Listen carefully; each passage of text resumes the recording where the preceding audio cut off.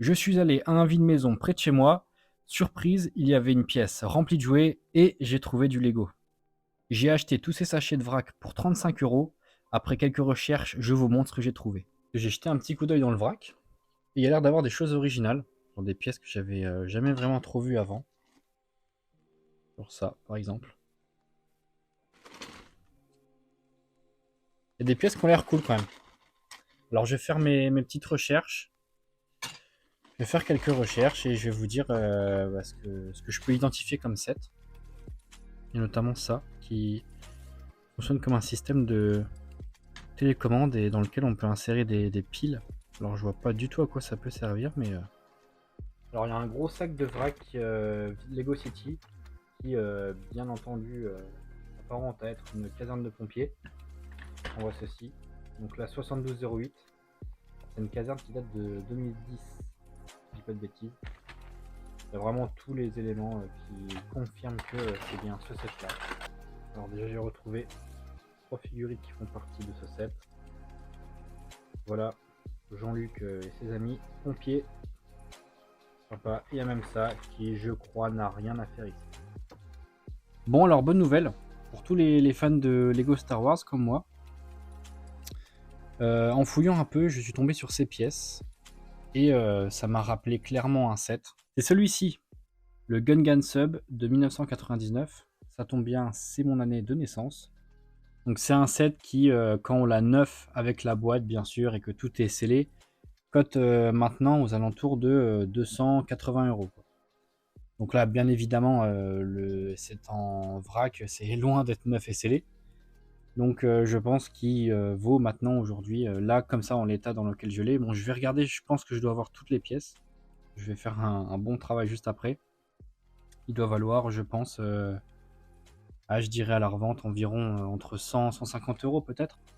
Vous en doutez un petit peu que j'avais ce set, puisque j'avais vu de loin justement cette figurine, le Qui-Gon Jinn, qui est d'ailleurs dans un état remarquable. Il est super bien conservé. Bon, j'avais déjà cette figurine, mais c'est toujours cool de la voir. Le Obi-Wan Kenobi, le jeune Obi-Wan Kenobi, qui est pareil, dans un très bon état. La figurine maintenant de nos jours, elle cote aux alentours de presque 30 euros quand même, hein. Et le tout premier Jar Jar Binks, qui lui, si je dis pas de bêtises, vaut environ 10 euros maintenant. Bon, alors à l'époque, vous remarquez que ce torse c'est exactement le même. Il était sur beaucoup de Jedi, il sortait dans beaucoup de sets, hein. Ce torse, il était loin d'être unique. Maintenant, si je compare, il n'y a rien à voir avec cette version, qui est de 2024, hein, donc cette année. Là, maintenant, on a même le droit à des jambes imprimées. C'est super cool.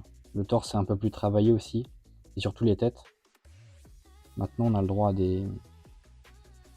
des doubles têtes qui sont exclusives. Je crois qu'au niveau de la coiffe, il n'y a pas grand chose qui change. Ouais, juste un petit peu la teinte. Bon, après, bien sûr, on était en 1999, c'est une autre époque, hein. Maintenant, on a le droit à des super belles minifigs. Donc, je trouve ça cool de comparer un peu deux époques complètement différentes. Même pour Jar Jar. Bon, j'ai cette version qui date de 2011. Le torse, c'est quasiment le même, hein. Juste les bras qui changeaient. Et la tête qui a été quelque peu coloriée. Et bien voilà, après plusieurs heures de recherche, j'ai réussi à récupérer quasiment toutes les pièces. Quelques endroits où il y a des nœuds de pièces que j'ai dû un peu changer, un peu bricoler. Mais en vrai, il est quasi fidèle à l'original, hein. Franchement, toutes les pièces presque y étaient. Je dirais à 98%, toutes les pièces. Magnifique. Le voici enfin, le Gungan Sub. Donc voilà, on reconnaît bien les premiers sets Lego de la franchise. Des constructions relativement simples. Vraiment très simples. Simples mais efficaces, basiques. Ça fait partie des classiques, quoi. Donc c'est cool de l'avoir dans sa collection. Bon, alors on repart en 1999. J'ai identifié ce set, Lego System Rock Riders, qui date de 1999, comme je disais, qui à l'époque était vendu 26 euros visiblement, et qui maintenant, neuf, ou bien sûr encore une fois, un neuf et scellé, se revend aux alentours de 300 euros quand même. Et bien le voici le set, ça y est, après quelques heures, j'ai réussi à retrouver pareil toutes les pièces. C'est presque complet, il y a juste là où j'ai remplacé quelques pièces que j'avais plus l'espèce de barre qui va ici. Bon, j'ai fait avec les moyens du bord. Mais sinon, c'était complet. C'était complet, il y avait tout ce qu'il faut. Juste un petit bémol, le laser, là j'ai mis des piles dedans. Et malheureusement, il ne fonctionne plus. Donc voilà, le set au complet avec la figurine de Axel. Son cristal fluo qui vaut aux alentours de 5 € à présent. C'est tout pour ce set. Passe au suivant. Alors à présent, on part une année plus tôt, en 1998, avec ce set, le 6909. Alors malheureusement, sur le site lego.com, la notice n'est pas disponible. Ça fait partie des rares sets où la notice n'est pas dispo, donc j'ai pas pu vous construire le set malheureusement. Et je crois qu'il me manquait quelques pièces de celui-ci malheureusement. Mais je peux vous montrer un petit truc sympa. Si vous voyez des piles Duracell, c'est normal, puisque ce set est équipé d'un petit système électronique. Tac, qui se mettait comme ça, et voilà. Voilà, donc le bruit de l'enfer là. Voilà. Je vais pas le mettre plus longtemps parce que vous aurez compris qu'il n'est pas très agréable, auditivement parlant. Bon, ça voilà, ça passe. Hein. Donc voilà les bruits. C'est vraiment bruit de jouets rétro, hein, de jouets vintage. On est vraiment dedans. Je savais pas que Lego faisait des pièces comme celle-ci. Donc en tout cas, voilà, c'est assez sympa. Faut imaginer une espèce de mouche extraterrestre. C'était ça un peu le but du set, une espèce de mouche ou d'un insecte extraterrestre. Et puis il y avait cette figurine qui, je trouve, a une tête vraiment super sympa. Comme vous pouvez le voir, tout en bleu. Elle est vraiment cool celle-ci, elle cote maintenant à 5 €, elle n'a pas pris une valeur folle. Mais je trouvais la figurine vraiment super belle. On repart en 1999. Alors celui-ci, c'est la petite surprise du jour, je ne savais pas du tout que j'avais ce set. Le site Infiltrator avec Dark Maul. Si je dis pas de bêtises, la toute première figurine de Dark Maul qui cote maintenant aux alentours de 20 € quand même. On peut l'ouvrir à l'arrière et avoir le petit vaisseau de Dark Maul. Donc voilà, super cool ce set qui à l'époque était vendu 27 $ et qui maintenant, encore une fois, je le répète, neuf et scellé, se revend aux alentours de 150, 160 €, quelque chose comme ça. Encore une fois, hein, vous voyez l'architecture ultra simple, simpliste. Je vous jure que là, il manque rien. Hein. Il ne manque rien du tout. Bon, juste des petits trucs pour mettre en dessous là, mais pour faire tenir le vaisseau. Mais sinon, il ne manque rien. Genre ça, c'est le bout du vaisseau. Il est comme ça. Là, si je compare avec... Alors, celle-ci, c'est la version 2024, là, qui est sortie cette année. On est carrément sur autre chose.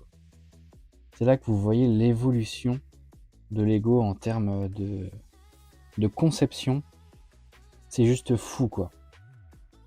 L'évolution entre ces deux sets, qui n'ont absolument plus rien à voir.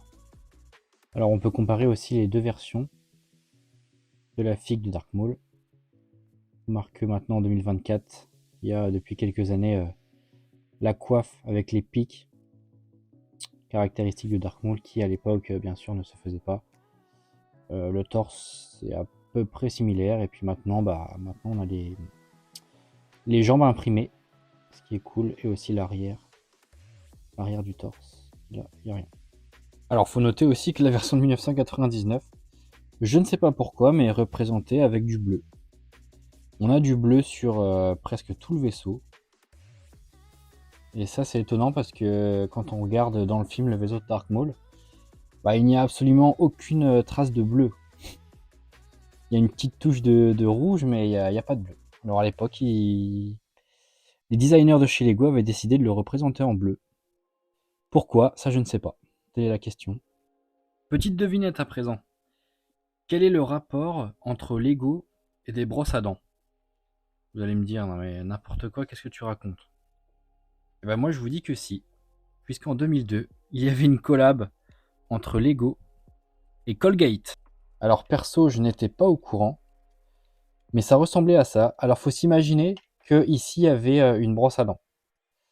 Alors heureusement pour moi, je pense, la brosse à dents de l'ancien propriétaire n'y est plus, hein. Il a fait le choix de la retirer. Merci beaucoup, parce que je pense pas que j'aurais aimé garder sa brosse à dents. Mais voilà, il y a toujours marqué Lego en collaboration avec Colgate. Alors c'était des grandes figurines, je sais pas si vous vous souvenez. En 2001, il y avait l'apparition de ce personnage, Jack Stone. C'était un tout nouveau design de figurines chez Lego. Des figurines un peu plus grands qui se voulaient être un peu plus grand public, on va dire. Comment dire, c'était un flop, puisque tous les sets qui ont accompagné ces figurines étaient un flop. D'ailleurs, à l'heure actuelle, ces sets ne valent absolument rien du tout, puisque cette figurine, je crois qu'elle ne vaut même pas 1 euro, pour vous dire. Moi, je vais la garder en souvenir, parce que je garde tout hein, de Lego. Mais voilà, il y avait cette figurine. Alors, avec les brosses à dents, on avait celle-ci, donc le policier et le pompier aussi. Alors là, je suis curieux de savoir si vous aussi, vous étiez au courant qu'il y avait une collab entre Lego et Colgate. Perso, je n'étais pas du tout au courant. Je ne savais même pas que ça existait des brosses à dents Lego. Mais voilà, je trouvais ça cool, parce que je vous avoue, quand je l'ai vu dans le sachet, je me suis dit Colgate et Lego, mais qu'est-ce que c'est que ce bazar? Et au final, bah non, ça a bel et bien existé, quoi. Très surprenant. Bon, à présent, un moment que beaucoup de personnes attendent dans cette vidéo, je vous propose de faire un point figurine pour voir un peu ce qu'il y avait et ce que ça vaut actuellement. Alors, j'ai Luke, cette figurine qui provenait de ce set de 1999, toujours, hein, décidément, beaucoup de sets de 1999, qui allait avec la figurine du Scout Trooper. Je sais pas si vous vous souvenez, c'est l'époque où les têtes elles étaient comme ça, certains soldats de l'Empire. Et donc la figurine de Luke, qui à présent vaut environ 12-13 euros. Et pour le Scout Trooper, on est aux alentours de 6 euros.